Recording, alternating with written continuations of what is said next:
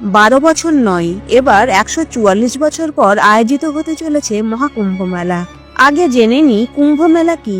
সনাতন ধর্মে কুম্ভ মেলার একটা আলাদাই মাহাত্ম্য আছে। এটি সারা বিশ্বের সবচেয়ে বড় ধার্মিক মেলা।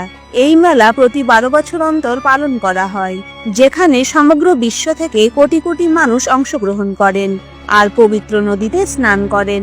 মান্যতা আছে, এই বিশেষ মুহূর্তে স্নান করলে সকল পাপ থেকে মুক্ত হয়ে মোক্ষ লাভ করা যায় এবং রোগমুক্ত হওয়া যায়। এবার দেখা যাক কেন 12 বছর পরই কুম্ভ মেলা হয়। পৃথিবীর সবচেয়ে বড় এই মেলার আয়োজন কয়েক মাস আগে থেকেই শুরু হয়ে যায়। এই মেলাটি কয়েকটি পবিত্র নদীর তীরে 4টি তীর্থস্থলে আয়োজিত হয়। এই 4টি স্থান হলো উত্তরাখণ্ডের গঙ্গা তীরে হরিদ্বারে, মহারাষ্ট্রের গোদাবরী নদীর তটে নাসিকে, মধ্যপ্রদেশে শিপ্রা নদীর তীরে উজ্জয়িনীতে এবং উত্তরপ্রদেশে গঙ্গা, যমুনা ও সরস্বতী এই 3 বিশেষ নদীর সঙ্গমস্থল প্রয়াগরাজে কুম্ভ মেলা আয়োজিত হয়। মান্যতা আছে, যখন বৃহস্পতি কুম্ভ রাশিতে এবং সূর্য মেষ রাশিতে প্রবেশ করে তখনই মহাকুম্ভ মেলার আয়োজন হয়। প্রয়াগের কুম্ভ মেলার মাহাত্ম্য সবচেয়ে বেশি। বলা হয় প্রয়াগের কুম্ভ মেলা 850 সাল পুরনো। বলা হয় আদি শঙ্করাচার্য এই মেলার সূচনা করেছিলেন। পরবর্তীতে শঙ্করাচার্যের শিষ্যগণ সন্ন্যাসী ও অঘরীদের জন্য সঙ্গম তাতে শাহী স্নানের ব্যবস্থা করেছিলেন। আবার কোন মত অনুসারে কুম্ভ মেলা সমুদ্র মন্থনের আদি সময় থেকে আয়োজিত হয়ে আসছে। বলা হয় সমুদ্র মন্থনের সময় অনেক অমূল্য বস্তু, প্রাণী, অপ্সরা প্রভৃতির আবির্ভাব হয়েছিল।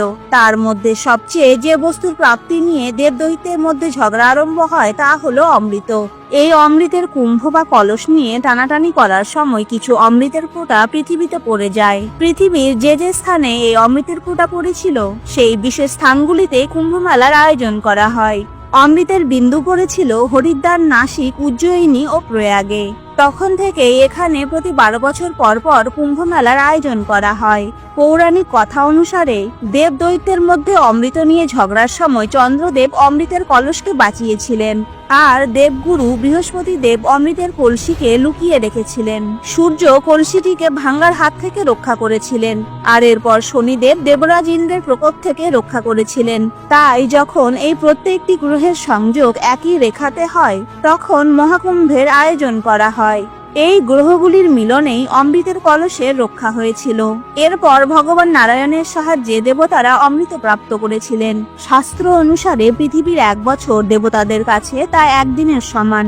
দেবদৈত্যের মধ্যে অমৃত নিয়ে যুদ্ধ 12 দিন চলেছিল, যা পৃথিবীতে 12 বছরের সমান। তাই 12 বছর অন্তর কুম্ভ মেলার আয়োজন করা হয়।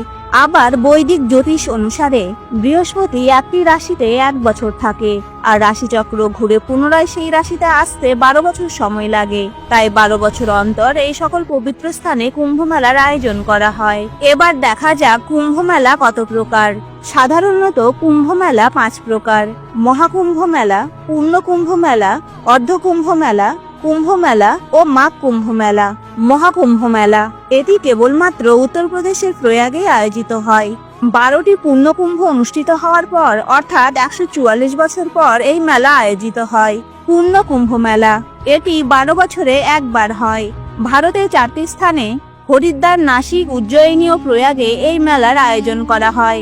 অর্ধ কুম্ভ মেলা 6 বছর পর ভারতের 2টি স্থানে হরিদ্বার ও প্রয়াগে এই মেলা অনুষ্ঠিত হয়। কুম্ভ মেলা এই মেলা প্রতি 3 বছর পর পর আয়োজিত হয়। এই মেলাতে লক্ষাধিক লোক আধ্যাত্মিক উৎসাহের সঙ্গে যোগদান করেন এবং এই মেলা দেশে 4টি আলাদা আলাদা স্থানে আয়োজিত হয়। মাঘ কুম্ভ মেলা একে ছোট কুম্ভ মেলাও বলা হয়, যা প্রতি বছর মাঘ মাসে কেবল প্রয়াগেই আয়োজিত হয়। 2025 সালে প্রয়াগে যে কুম্ভ মেলার আয়োজন করা হয়েছে সেটি হলো মহাকুম্ভ মেলা, যা প্রতি 144 বছর পর একবারই আয়োজিত হয়। অর্থাৎ 12 বছর পর পর 12টি পূর্ণ কুম্ভ মেলা সম্পন্ন হওয়ার পরই অনুষ্ঠিত হয়।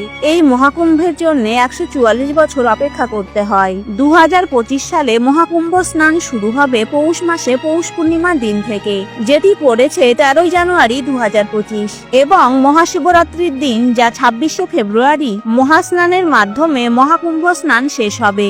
এবার দেখা যাক শাহী স্নানের তারিখগুলি কি কি আর কখন কখন স্নান করা উচিত। 14 জানুয়ারি মকর সংক্রান্তির দিন, 29 জানুয়ারি মৌনী অমাবস্যার দিন, 3 ফেব্রুয়ারি বসন্ত পঞ্চমীর দিন, 12 ফেব্রুয়ারি মাঘী পূর্ণিমার দিন এবং 26 ফেব্রুয়ারি মহাশিবরাত্রির দিন। এই দিনই মহাকুম্ভ শেষ হবে। বন্ধুরা, ভিডিওটি ভালো লাগলে প্লিজ ফলো করে সাপোর্ট করুন। Thank you.